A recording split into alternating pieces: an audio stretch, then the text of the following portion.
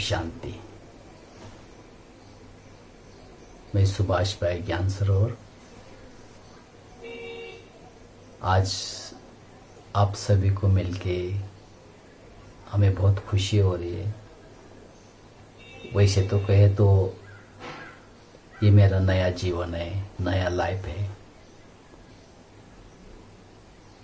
मेरा सौभाग्य है कि आप सभी से मिलने का मुझे बाबा ने मौका दिया है। नहीं तो मैं 2008 में ही इस संसार से विदाई लेने वाला था। 2008 की बात है। 2007 दिसंबर में यहाँ रामदेव बाबा आए थे ज्ञान सरोवर में, 2 दिन रहे थे। तो एक दिन वो मेडिटेशन हॉल में आए और उन्होंने कहा कि जानकी दादी ने मेडिटेशन कराया और दादी जाने के बाद रामदेव बाबा स्टेज पे आए। उन्होंने कहा कि रामदेव बाबा हो और योगा नहीं तो कैसे हो सकता है। तो उन्होंने हमको बताया कि आप इतनी अच्छी जगह हो, हम सारे ज्ञान सरोवर निवासी थे, इतना अच्छा वातावरण है, आप क्या करो कम से कम 15 मिनट योगा करो, एक्सरसाइज करो। तो उन्होंने हमें सिखाया, 2-4 प्राणायाम सिखाए। उसके बाद मैंने शुरू कर दिया। करीब करीब 2 मास में कंटिन्यू किया। तो मैं समझता हूँ 2008 में मुझे ऐसा फील हुआ कि मेरे पेट में कोई है, गांठ जैसा कुछ लगा। पहले तो लगा कि कुछ नाभि खिसक गई है, लेकिन बाद में जब डॉक्टर को दिखाया तो उन्होंने कहा कि ये गांठ है, कोई बड़े डॉक्टर को दिखा दे। सौभाग्यवश दूसरे दिन हमारे अशोक मेहता यहाँ आए थे, तो उनसे मिला। वो हमारे दोस्त ही थे। तो उन्होंने मुझे बोला अच्छा लेट जाओ, चेक किया। तो उन्होंने कहा नहीं तुम मुंबई चलो, वहाँ आपका चेक कराएंगे इसको। तो फिर मैं उनके साथ बॉम्बे गया। तो बॉम्बे में उनको तो डाउट तो था ही कि कुछ है करके। जब इसकी बायोप्सी हुई तो पता चला कि ये तो कैंसर के सिम्टम है। जब मुझे पता चला कि ये कैंसर है तो मैं एक लिफ्ट से ऊपर जा रहा था, मेरे साथ मेरा बहन का लड़का है। तो उसने बताया कि आपका रिपोर्ट तो पॉजिटिव है। तो मैं बहुत खुश हो गया। मैंने कहा तो बहुत अच्छी बात है। तो फिर वो मेरे बहन का लड़का संतोष है, उसने बताया पॉजिटिव माना आपको कैंसर है। मैं तो पॉजिटिव माना अच्छा समझ रहा था। अच्छा, तो जस्ट उसने बताया कि पॉजिटिव माना आपको कैंसर है, तो मेरे तो आंखों के आगे से अंधेरा छा गया कि ये क्या। मैं तो पूरा जीवन शुद्ध अन्न खाया, बाबा के साथ रहा, कुछ दूसरा कुछ किया नहीं तो कैसे। लेकिन दूसरा ही सेकंड थॉट्स आया कि बाबा ये शरीर आपका है, मैं भी आपका हूं, और जो कुछ करना है आपको करना है, मुझे तो कुछ नहीं करना है। और वैसे भी 16-17 साल में तो आर्मी में भी आदमी रिटायर हो जाता है। तो मेरा तो करीब 25 साल हो गई सेवा में। अगर आप चाहते हो कि मेरा यहाँ का पार्ट पूरा, मैं आपके साथ आने के लिए तैयार हूँ। अगर आप चाहते हैं यहाँ रह के सेवा करना तो आप मुझे अच्छा रखना, तो मैं अच्छी सेवा करूँ। तो ये बाबा के साथ मेरी बातें हुई। कमरे में गए तो एकदम मैं रिलैक्स, जैसे कुछ हुआ ही नहीं। तो कैंसर का जो भूत था माइंड से निकल गया, कुछ हुआ नहीं। दूसरे दिन से ही कीमोथेरेपी शुरू हो गई, 1-2। तो हमने ये क्या किया, कुछ तो होता ही नहीं, लोग बहुत डरा थे। लेकिन तीसरा जो कीमो हो गया तो मेरे ऐसे खुजली होने लगी। देखा तो बाल ऐसे निकले, बाल ही सारे निकल रहे थे। तो सारे बाल निकाले ये सब। लेकिन मैंने देखा हम अपनी खुशी गुम नहीं होने दिया। फिर मैंने उस समय डिसाइड किया, देखो बाबा ने मुझे समय दिया है, जितने भी पेंडिंग काम है मुझे पूरा करना है। तो यहाँ तो रात दिन सेवा, इतना कॉन्फ्रेंस, इतना गेस्ट आ रहे हैं, लेकिन जब देखा कि अभी तो कुछ काम ही नहीं, ट्रीटमेंट चल रही, बाकी मैं तो फ्री होना कर, जो कुछ करना है डॉक्टर को करना है। तो मैंने लिस्ट बनाई मुझे क्या करना है। तो सबसे पहले मैंने देखा, मैंने अपना जो अव्यक्त मुरलिया है उसको स्टडी करने, उसकी वीडियो देखनी है, मुरलियों की स्टडी करनी है, और जो भी जगदीश भाई जी ने लिटरेचर लिखा है वो मुझे पढ़ना है, क्योंकि मैं कई बार सोचता था पढ़ना पर टाइम नहीं मिलता था। तो धीरे धीरे धीरे मैंने ये काम शुरू कर दिया। दूसरा काम मैंने किया कि ये जो मेरे बहन का लड़का था उसको पता है, डॉक्टर को पता और मुझे पता। मैंने कहा किसी को बताने की जरूरत नहीं, क्योंकि अगर मैं परिवार को बताऊंगा तो उनको दुख होगा तो उनके दुख की वाइब्रेशन मेरे को आएंगे, तो इसमें तो कोई काम की चीज़ नहीं बनेगी। क्योंकि जो सहन करना है मुझे सहन करना है, बताने से कोई काम कम तो होने वाला नहीं। तो हमने किसी को ये मैसेज फॉरवर्ड किया ही नहीं कुछ हुआ ही करके। तो धीरे धीरे धीरे 3 मास हो गए, किसी को पता नहीं। 3 मास के बाद जब पता चला परिवार वालों को, तो जिनके फ़ोन आने लगे। फ़ोन क्या हो, तो फ़ोन पे रोना शुरू किया, आप बीमार है और आपने बताया नहीं, ये नहीं। तो मैं उनको समझाया कि थोड़ा पेपर आया था लेकिन मैं बिल्कुल ठीक हूँ, मुझे कुछ नहीं हुआ। मैं तो ऐसे कैसे, मैंने कहा ठीक है देखो।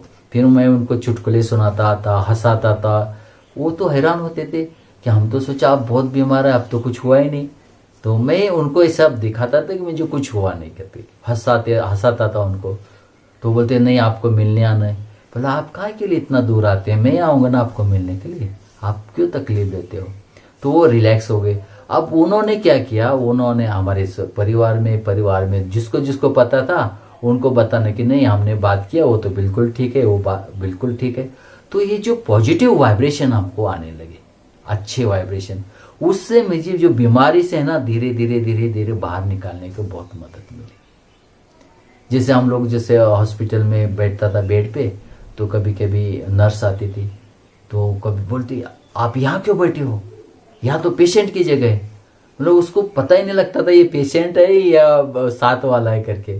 कभी कभी डॉक्टर आते थे तो डॉक्टर भी बोलते थे पेशेंट कहाँ गया, यहाँ का पेशेंट कहाँ गया। तो जब बोलते थे मैं हूँ, तो वो तो हैरान हो जाते थे। तो आजू बाजू वाले जो वार्ड था उधर जाके बोलते थे देखो वो कैंसर का पेशेंट है, देखो कितना खुश रहता है। तो वहाँ भी एक सेवा का ही माहौल बन गया। तो ये जब हम आए यहाँ मधुबन आए, सबकी दुआएं, सब लोग मिलते थे, खुशियाँ मनाते थे, मिलते थे, कुछ चुटकुले सुनाते थे। तो जैसे ये जो बीमारी है उसको हमने जैसे एंजॉय किया। अब उसी के बीच में जरा खाने का जो होता है, जैसे फीका भोजन है, तला हुआ नहीं चाहिए।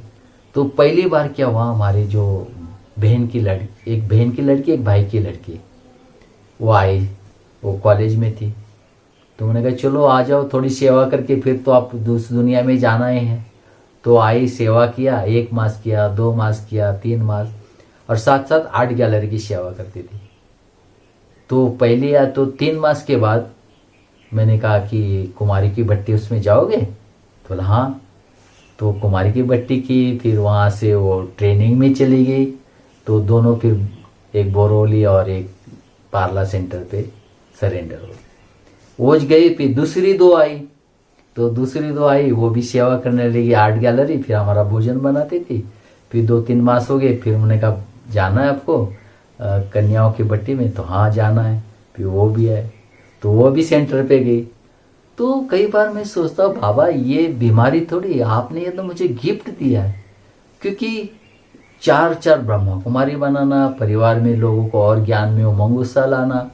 फिर उसके बाद क्या हुआ, जैसे मैंने थोड़ा पहले भी बताया था कि ये बाबा ने मुझे बहुत अच्छा अनुभव कराया। जैसे दादियों के साथ जब एक बार मैं जानकी दादी को मिलने गया, तो जानकी दादी ने मेरा हाथ पकड़ा और गुलजार दादी के पास लेके गए। बोलती दादी देखो ना मेरे भाई को क्या हो गया है। तो गुलजार दादी बोलते कुछ नहीं, ये छोटा पेपर है ना, पास कर देगा।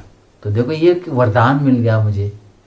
ऐसे ही एक बार दादी गुलजार दादी जी हमें मुंबई आए थे और BSS हॉस्पिटल में, और बॉम्बे में जहाँ मैं है उसके बाजू में एक अकाउंट ऑफिस, उसका उद्घाटन किया और चले गए। नेपेंसी रोड पहुंचे तो वहाँ एक भाई ने बोला, दादी सुभाष की तबीयत कैसी है? तो बोला, कहाँ है सुभाष? दादी ने, नहीं आप जहाँ गए थे वही तो था।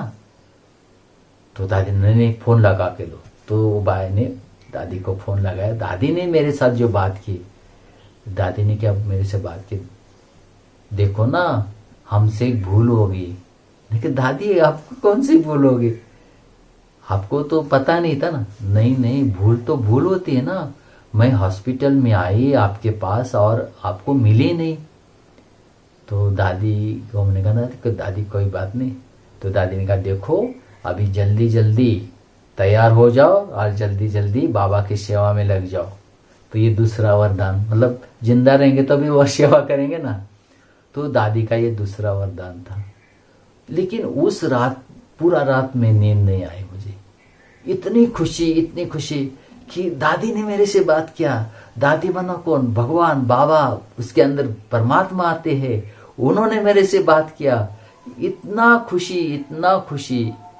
इतना खुशी क्योंकि ऐसा लगता था कि जिस दादी को देखने के लिए, मिलने के लिए लोग तरसते हैं, वो दादी जी ने मेरे से बात की। तो ये खुशी पूरा रात वही, मतलब आनंद ही आनंद मना रहा था। वही सामने बाबा आ रहा था, वही दादी सामने आ रही थी। तो ये बहुत अनोखा अनुभव।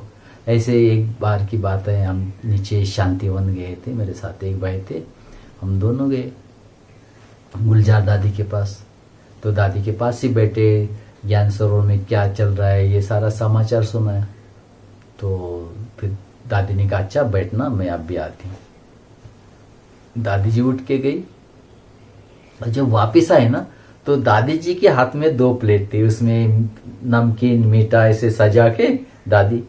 तो जैसे हम दोनों ने देखा, दादी ये क्या, ऐसे मतलब हम लोग को जैसे शौक लगा कि इतनी बड़ी हस्ती, इतनी महान विभूति, जिससे भगवान जिसके अंदर आके हमें सारा ज्ञान सुनाते, वो महान आत्मा हमारी सेवा करे। तो दादी सामने अभी हम क्या करें, ना भी नहीं कर सकते। तो दादी ने कहा, देखो मैं जब ज्ञान सरोवर में आती हूँ तो आप लोग कितना खातिर करते हो, तो मैं भी करूँगी। तो इतना मतलब वो स्वीटनेस था, प्यार था, दादी का स्नेह था। तो इसलिए ये चीज़ें हम कभी नहीं भूल पाते।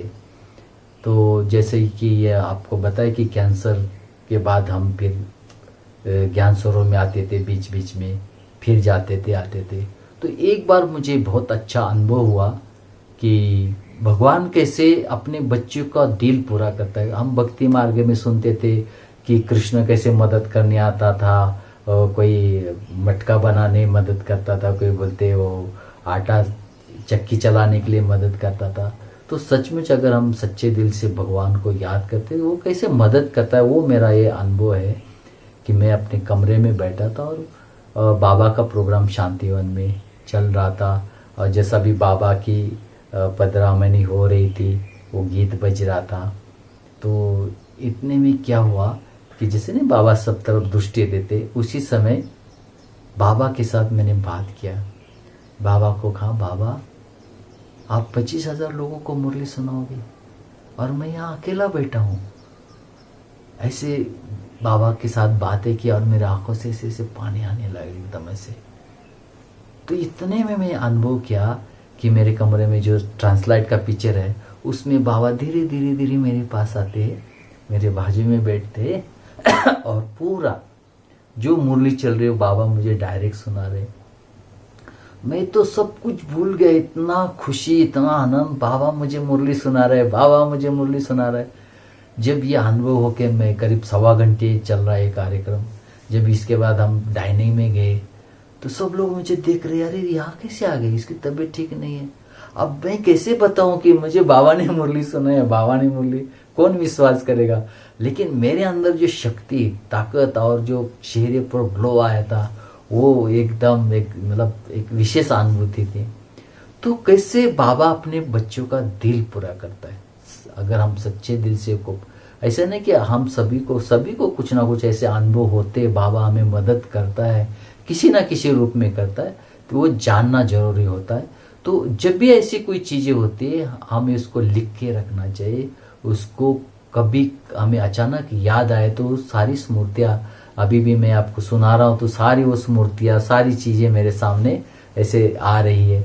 तो ये चीज़ें बहुत हमें शक्ति देते हैं, हमें उमंग उत्साह देता है। कभी हम मायूस होते हैं तो उससे हम निकालता है उस चीज़ों से।